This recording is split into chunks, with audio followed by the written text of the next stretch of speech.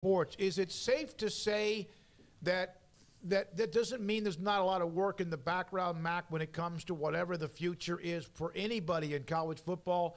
But have we hit kind of a time where it's calmed down, or is that me misreading the room? Yeah, I think it's a fair statement. I think obviously, now that football media days are over with certainly the Power Five, probably, because of that, less conversation. So, I'd describe it as maybe a little quiet, but that doesn't mean that the wheels aren't turning behind the curtain. And, again, I think we talked about it a little bit a week ago.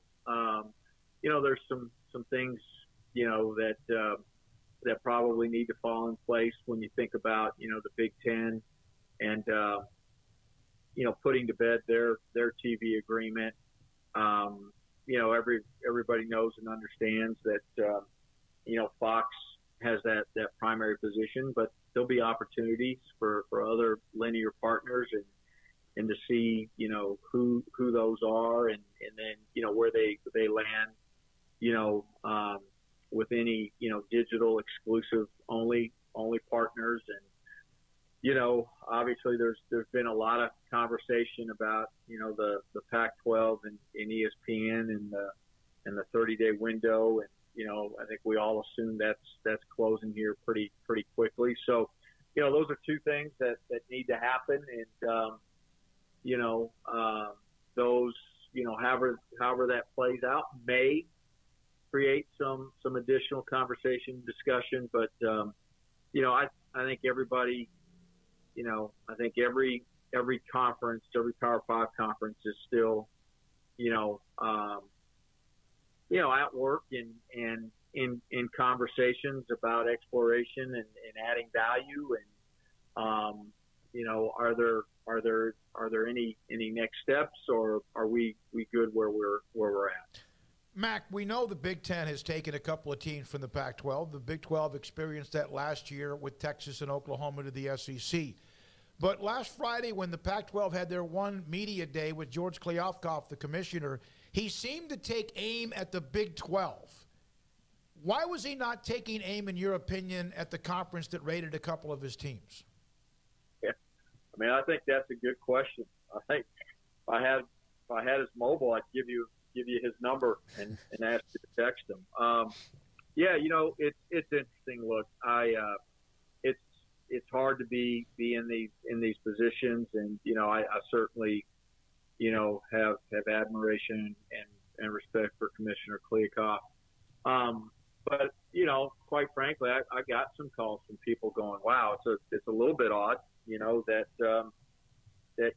he just lost two schools to the Big Ten, as you mentioned, and really not a whole lot of mention of that, and really, focused on the Big 12. So, but look, I get it and I understand.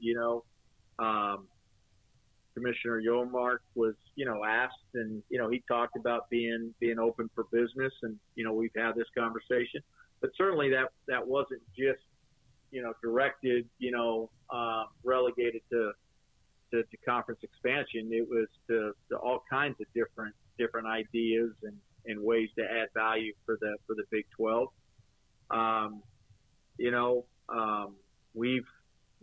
We've been aggressive in all of those areas, and we're going to continue to be. And we'll obviously see where everything lands. But I think the Big 12 has handled, we have handled our business in a very respectful way.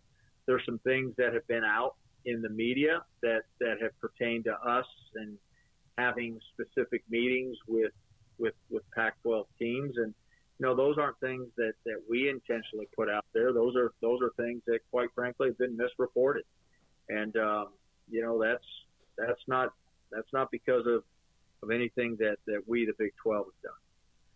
Mac, when you hear the Big Ten conference commissioner all of a sudden say, 12-team playoff, 16. I don't know. I'm open to everything. Automatic qualifiers. I've softened my stance on that after you had some conferences ready to pull the trigger and expand the playoff a year ago, and that's gone. What was your initial reaction to hearing all that stuff?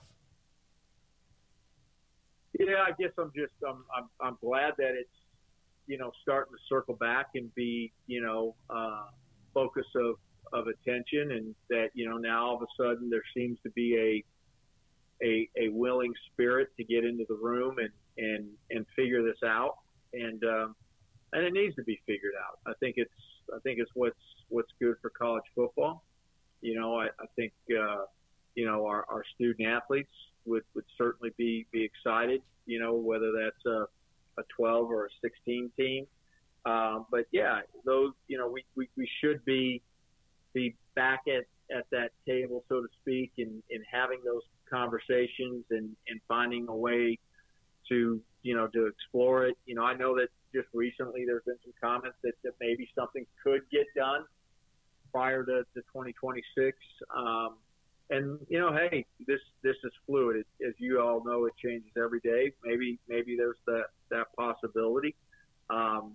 Remains to be seen. But I'm just thankful and grateful. Look, it's a focus now, and I think that it has everybody's attention, and everybody wants to find a best solution. I think it was Greg Sankey that came out after the fact and said, "Oh, that's well and good, but basically, talking's one thing and action is another." Would you agree with that as well? I would agree with that right on. Yeah. We're really, really, really good at talking. We probably, and I say we probably need to get a little bit better at taking that talk and putting it into action.